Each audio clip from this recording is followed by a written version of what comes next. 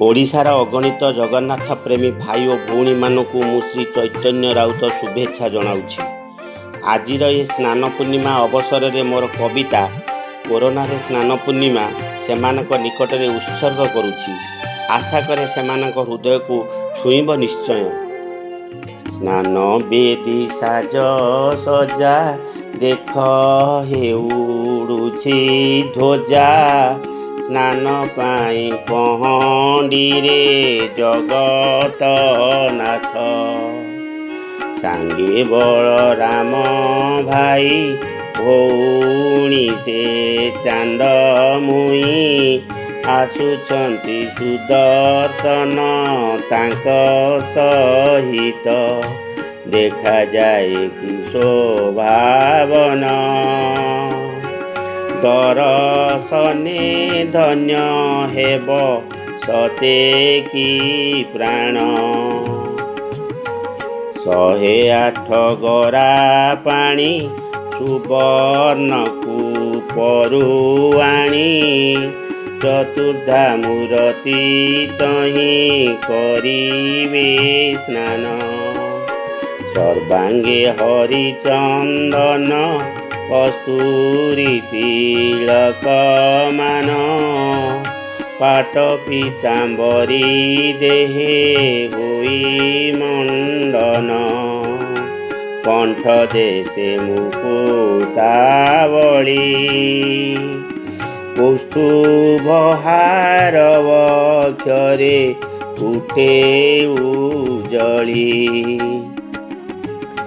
ଭକ୍ତଙ୍କ ସମାବେଶ ଦେଖିବାକୁ ଗଜବେଶ, ପୁଲକିତ ହେଉଅଛି ମନ ଓ ପ୍ରାଣ।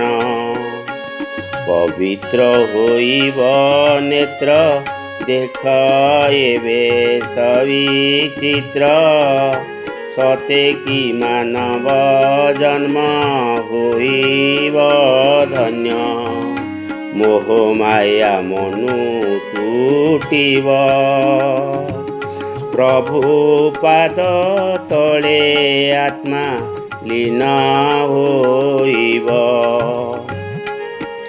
ଏମିତି ଦିନ ଆସିଛି ସବୁ କିଛି ବଦଳିଛି, ମହାମାରୀ କୋରୋନା ଯେ ମାଡ଼ି ବସିଛି। ହେଉଅଛି ନୀତିକାନ୍ତି ଭକତ କେହି ନାହାନ୍ତି, ଭକ୍ତ ଭଗବାନ ମଧ୍ୟେ ତାଲା ପଡ଼ିଛି।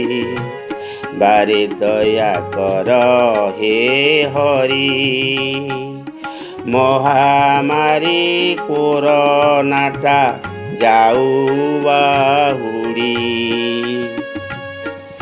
ଆସିବ କି ଶୁଭ ଦିନ ଦେଖିବା ଚକାନୟନ, ଲାଗିଯିବ ସିଂହ ଦ୍ୱାରେ ସେ ଭିଡ଼ା ଭିଡ଼ି।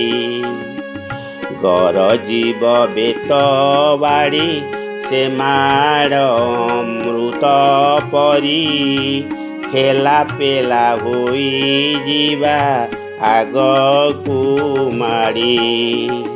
ଚନ୍ଦନ ଅର୍ଗଳି ପାଖରେ ଦୁଃଖ ଜଣାଇବା ସର୍ବେ ଜଗାଗରେ। ଆସିବ କି ଶୁଭ ଦିନ ଦେଖିବା ଚକାନୟନ, ଲାଗିଯିବ ସିଂହ ଦ୍ୱାରେ ସେ ଭିଡ଼ା ଭିଡ଼ି। ଗରଜିବ ବେତ ବାଡ଼ି ସେ ମାଡ଼ ଅମୃତ ପରି, ଠେଲା ପେଲା ହୋଇଯିବା ଆଗକୁ ମାଡ଼ି। ଚନ୍ଦନ ଅର୍ଗଳି ପାଖରେ ଦୁଃଖ ଜଣାଇବା ସର୍ବେ ଜଗାଗରେ। ଦୁଃଖ ଜଣାଇବା ସର୍ବେ ଜଗାଗରେ। ଜଗାଗରେ। ଗରେ ଜଗା ଗରେ।